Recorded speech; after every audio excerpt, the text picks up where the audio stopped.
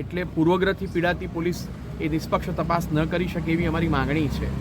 આજ સુધી એ તપાસ પૂરી નથી કરી, એ હાઈકોર્ટની પિટિશનને કારણે કે એમની આપણે નિષ્પક્ષતાના અભાવને કારણે એ નથી ખબર.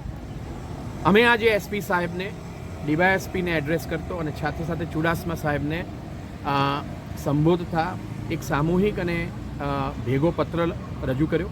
એ પત્રના ભાગરૂપે બિડાણ રજૂ કર્યા અને કિશોર કાનપરિયાની લગભગ 22 કરતાં વધારે સહીઓ રજૂ કરી છે.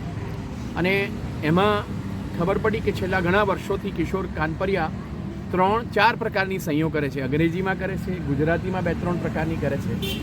અને આ મનીષ વાઘસિયાના ઓફિસની અંદર પાયલ ગોટીએ જે પત્ર ટાઈપ કર્યો એની ઉપર જે સહી છે એ સહીને અક્ષરશઃ મળતી સહીઓ પણ અમે ભેગી કરી અને એ સહીઓ આપને બતાવીએ છીએ.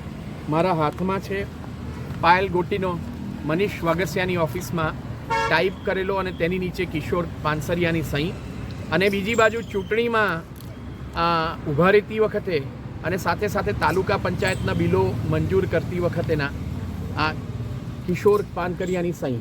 આ બંને સહીઓ તમે જોશો તો આવી અનેક સહીઓ જે છે કે જે અમે આજે રજૂ કરી છે અને આ સિવાય પણ રજૂ કરી છે.